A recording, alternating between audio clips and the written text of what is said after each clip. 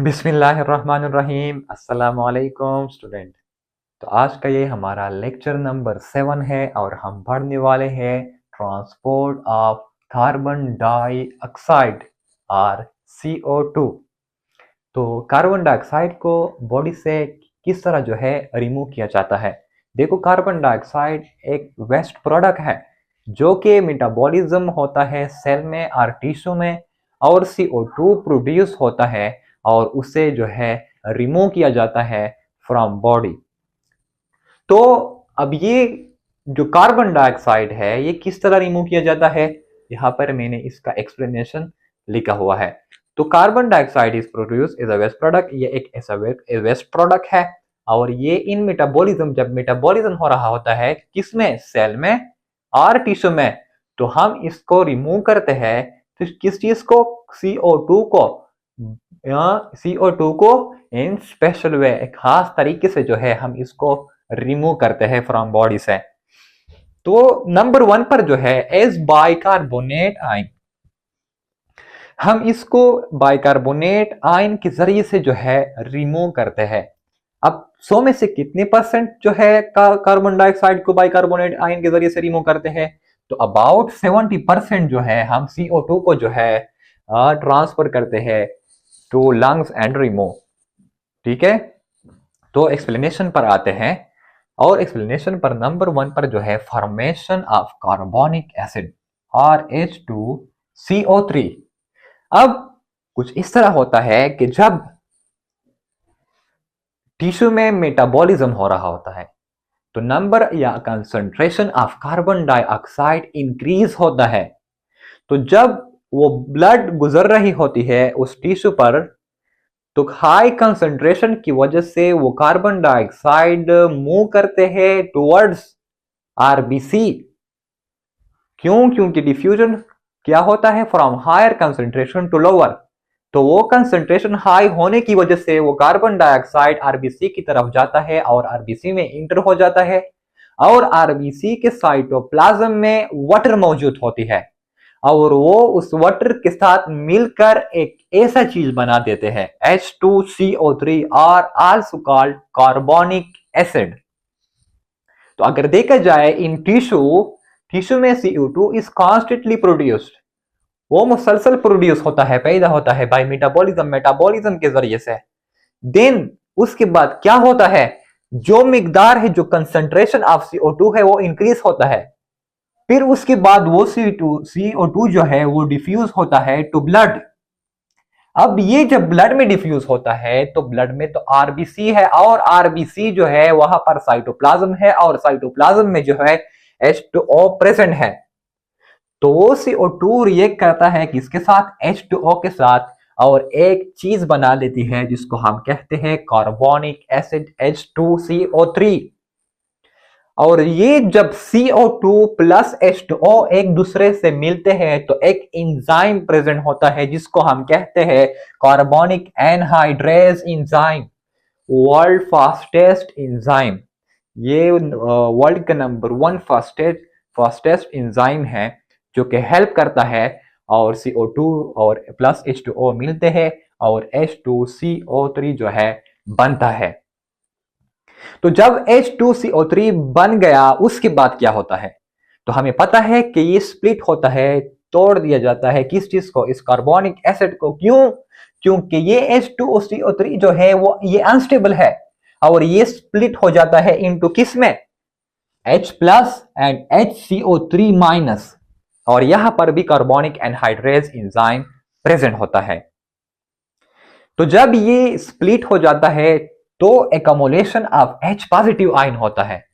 तो H positive ion से मुराद power of hydrogen. तो जब ये H प्लस इंक्रीज होता है तो RBC में, अगर ये RBC है, मैं यहां पर बनाऊं, अगर ये RBC है और ये हमारे पास टिश्यू है और ये कार्बन डाइऑक्साइड यहाँ पर जो है अंदर आ जाते हैं, तो ये CO2 प्लस H2O से रिएक्ट होकर एक चीज बनाते हैं जिसको हम H2CO3 कहते हैं। अब ये H2CO3 जो है ये अनस्टेबल है, फिर ये H2CO3 minus plus H positive बना लेते हैं। अब ये पॉजिटिव चार्ज जो है, ये H पॉजिटिव जो है ये बढ़ता है और एसिडिटी को इंक्रीज करता है और पीएच को डिक्रीज करता है। तो अब इस पीएच को मेंटेन करने के लिए हेमोग्लोबिन इसके साथ रिएक्ट करता है और उस ऑक्सीजन को जो है क्या करता है, रिमूव करता है और वो ऑक्सीजन टिश्यू की तरफ जाता है। ठीक है, तो मैंने कुछ ये बताया कि ये इंक्रीज हो जाती है acidity of blood because H positive ion accumulation आकर, तो H पॉजिटिव आयन जो है जमा होता है तो एसिडिटी इंक्रीज होती है और पीएच डिक्रीज होती है।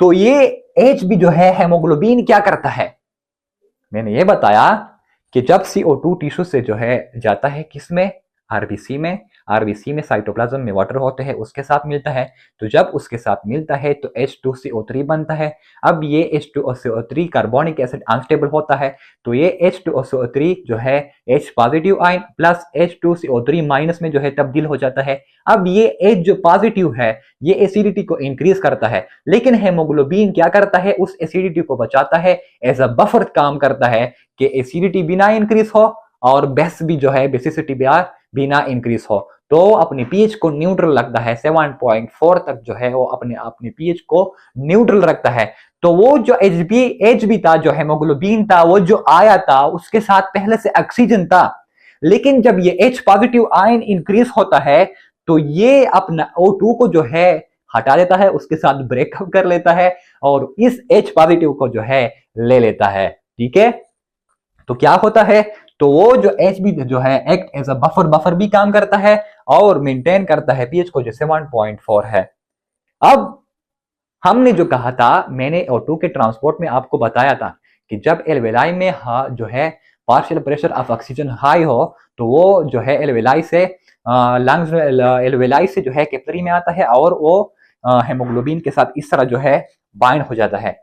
तो जब ये टिश्यू तक आता है तो टिश्यू से तो कार्बन डाइऑक्साइड निकलता है और कार्बन डाइऑक्साइड के रिजल्ट से ये बनता है और ये रिजल्ट से जो है H पॉजिटिव और H पॉजिटिव और H पॉजिटिव HCO3 माइनस बनता है। तो ये H पॉजिटिव इसके साथ रिएक्ट करता है और इस ऑक्सीजन को रिमूव किया जाता है और क्या बन जाता है, HHB बन जाता है। अगर मैं यहां पर आप लोगों को समझाऊं, यह मैं मिटा दूं, ठीक है, ये मैं मिटाता हूं, कुछ ऐसा चीज ले लूं कि उससे ये मिट सके। अगर मैं यहां पर इस तरह बताऊं,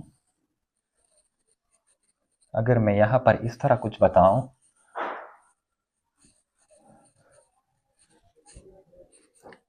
फॉर एग्जाम्पल ये हमारे पास एल्वेलाई है। अब ये अगर एल्वेलाई है, ये हमारे पास ब्लड वेसल है, ठीक है। तो यहां पर पार्शियल प्रेशर जो O2 था वो तो हाई था, लेकिन इस जो कैपिलरी है यहां पर पार्शियल प्रेशर तो कम है। तो अब ये क्या करेगा, ये O2 जो है यहां पर आरबीसी होंगे और उसके साथ जो है इस तरह बाइंड होकर इस तरह कुछ शक्ल बना लेंगे, Hb4O2। तो ये जब आएगा और यहाँ पर जो टिश्यू है, यहाँ पर टिश्यू मौजूद है, ठीक है, यहाँ पर टिश्यू मौजूद है। अब ये अगर यहाँ पर आ गया Hb4O2, ये तो पहले से मौजूद है किस में, आरबीसी में। अब यहां से मेटाबॉलिज्म होकर CO2 जाता है किसकी तरफ, आरबीसी की तरफ, और आरबीसी में जो है वाटर मौजूद है, तो वो CO2 और H2O मिलते हैं और H2CO3 बनाते हैं। तो ये तो अनस्टेबल है, तो ये कुछ इस तरह बन जाता है H प्लस H2CO3 नेगेटिव। अब ये H प्लस क्या करता है, वो जो Hb4O2 वहां पर एल्वेलाई से पार्शियल हाई पार्शियल प्रेशर की वजह से वो हेमोग्लोबिन के साथ जो अटैच हुआ था, अब ये यहां पर आता है Hb4O2, फिर ये इसके साथ रिएक्ट होकर ये ऑक्सीजन इनसे जो है हटा लेता है और कुछ इस तरह जो है शक्ल बन जाता है। उम्मीद है कि आपको समझ में आ गया होगा। तो ये कुछ इस तरह से जो है प्रोसेस होता है, ठीक है। और जो है इसके साथ Hb4O2 के साथ प्लस H पॉजिटिव जो है अटैच हो जाता है और HHB जो है बन जाता है। उसके बाद यहां पर मैंने एक टर्म लिखा हुआ है हैमबर्गर्स आर क्लोराइड शिफ्ट। यहां पर ये जो है इसको हम एपोस्ट्रोपस कहते हैं।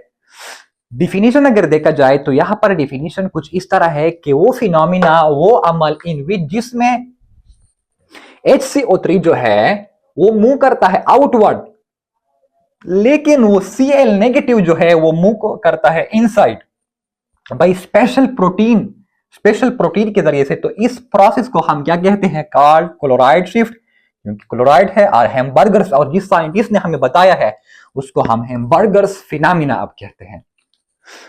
तो एक्सप्लेनेशन पर आते हैं। यहां पर कुछ रह तो नहीं गया, यहां पर सब कुछ क्लियर है। तो अगर एक्सप्लेनेशन देखा जाए तो अगर हम होम्योस्टेसिस को मेंटेन करें होम्योस्टेसिस को, तो वो जो HCO3 बना था, वो जो HCO3 हमारे पास बना था, वो अब कहा जाएगा मूव आउटवर्ड। ठीक है, वो जो HCO3 बना था, अगर ये हमारे पास RBC है, अब ये सॉरी, इसको मैं थोड़ा और बड़ा बनाऊं, तो जब H2O प्लस CO2 बनता है तो इनसे H2CO3 बनता है, और इससे H positive plus H2CO3 negative बन जाता है। तो अब ये जो है ये पूरा हमारे पास RBC है। तो ये H2CO3 जो है बाहर जाता है, ठीक है। HCO3 जो नेगेटिव है ये मूव आउटवर्ड एंड रिएक्ट, और ब्लड प्लाज्मा जो है वहां पर क्या मौजूद होता है, सोडियम मौजूद होता है, Na+ मौजूद होता है। तो वो H2 जो CO3- है वो Na के साथ रिएक्ट होकर सोडियम बाइकार्बोनेट बनाता है, और उसके बाद Cl जो नेगेटिव है ये यहां से इंटर होकर बाय स्पेशल प्रोटीन इंटर होकर RBC में किसके साथ मिल जाता है, पोटाशियम के साथ मिल जाता है, और यहां पर पोटाशियम क्लोराइड जो है बन जाता है। ठीक है, तो उसके बाद जब ये चीज जब लंग्स में पहुंच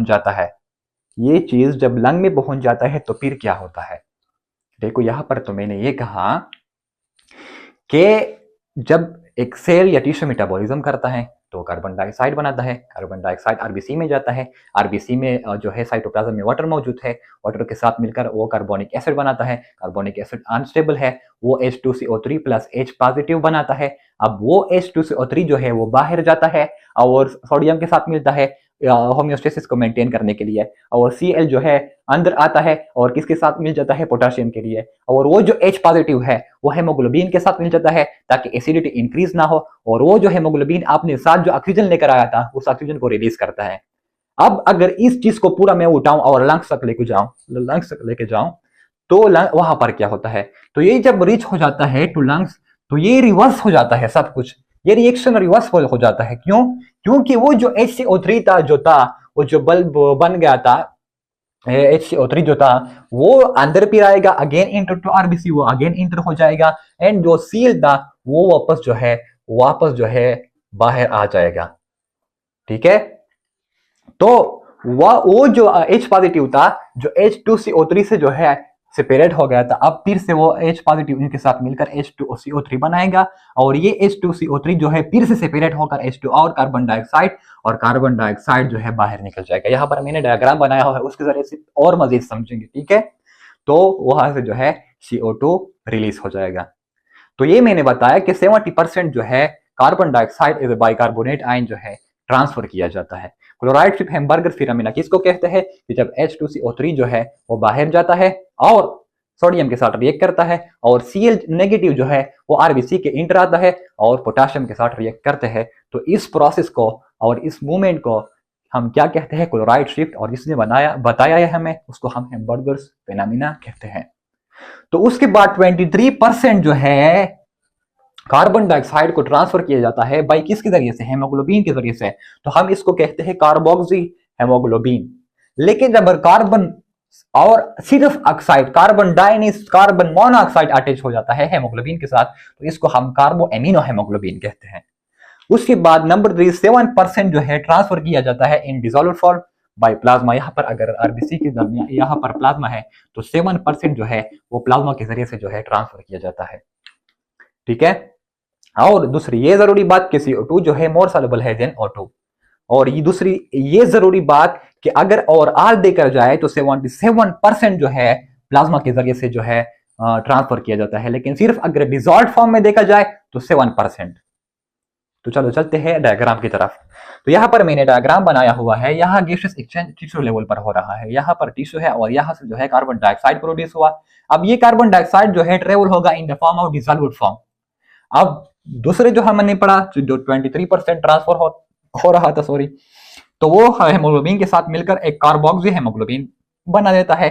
और जो 70% हो रहा था कार्बन डाइऑक्साइड H2O और इस तरह जो है H2CO3 जो है H पॉजिटिव बना लेता है और HCO3 जो है वो बाहर जो जाता है होम्योस्टेसिस को मेंटेन करने के लिए वो फिर बाहर जाता है। और ये जो H पॉजिटिव बना था ये इसके साथ मिलकर जो है इससे ऑक्सीजन रिलीज कर और HH भी बन जाता है। ठीक है। फिर यही प्रोसेस अगर लंग में देखा जाए तो वो जो HbCO2 बना था वो फिर Hb बन जाता है प्लस CO2 जो है लंग को दे देता है। और वो जो HCO3 माइनस था वो फिर से इससे H लेकर H2CO3 बन जाता है और H2CO3 फिर से स्प्लिट होकर H2O और प्लस CO2 बनाता है और CO2 फिर से उस टिश्यू को दे देता है। ठीक है। तो यह हमारा लेक्चर, मिलते हैं नेक्स्ट लेक्चर में। शुक्रिया, अल्लाह हाफिज।